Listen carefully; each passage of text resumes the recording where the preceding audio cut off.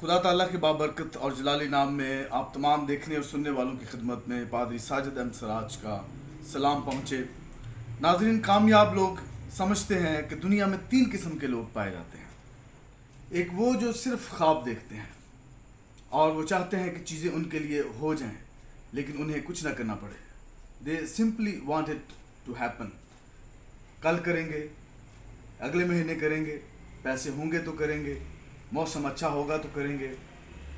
They are just procrastinators. اور کچھ لوگ آرزو تو کرتے ہیں لیکن جستجو نہیں کرتے۔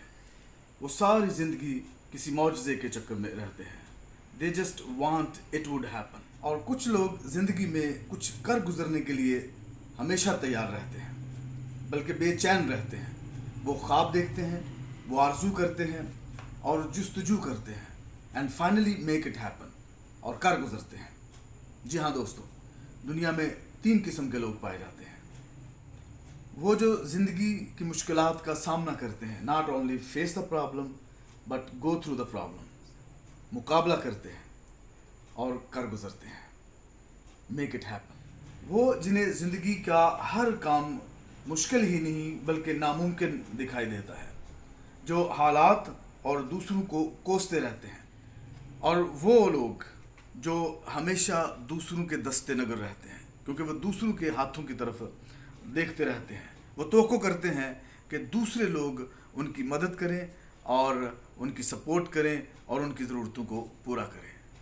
ناظرین، دنیا میں 3 قسم کے لوگ پائے جاتے ہیں، اور لوگوں کی ایک قسم وہ ہے جو ہر وقت اپنی کمیوں اور کمزوریوں کا ذکر کرتے رہتے ہیں۔ کبھی پیسے کی کمی، کبھی دوستوں کی کمی، تعلیم کی کمی، ٹیلنٹس کی کمی، مواقع کی کمی۔ اور ناظرین، ایک وہ قسم ہے جو صرف دوسروں کی کمزوریوں پر نظر رکھتے ہیں۔ وہ ساری زندگی کھاڑے کے باہر کھڑے رہتے ہیں اور ہر بار کوئی نہ کوئی پہلوان جیت جاتا ہے۔ اور ناظرین، ایک وہ جو نہ صرف دوسروں کی حوصلہ افزائی کرتے ہیں بلکہ اپنی کمزوریوں کو طاقت بنا کر آگے بڑھ جاتے ہیں، اینڈ میک تھنگز ہیپن۔ آئیے اب آرٹ رورہائم کی زبانی سنتے ہیں کہ ان کی نظر میں وہ 3 قسم کے لوگ کون سے ہیں جو ہمارے ارد گرد، ہمارے آس پاس پائے جاتے ہیں۔ All right, I'm just so honored to talk to you here with my dear friends, and they've asked me to give a motto that's a motto for everybody, all the different languages. This is our motto, and there are 3 people part of this motto. The number 1 person is the person that makes things happen for God. They don't just think about it and so forth, but yeah, they think about it, but then they make things happen like you have done over there in Pakistan.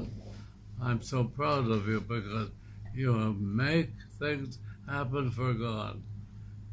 But then I'm sure you have also some over there that are in class 2, and they are the ones that just watch things happen. They like what you're doing, but they don't roll up their sleeves and help you. They just say, yeah, that's nice, but we need more than people that just say that's nice. And then, of course, the 3rd group of people are the people who say, oh, I'm not too sure what happened.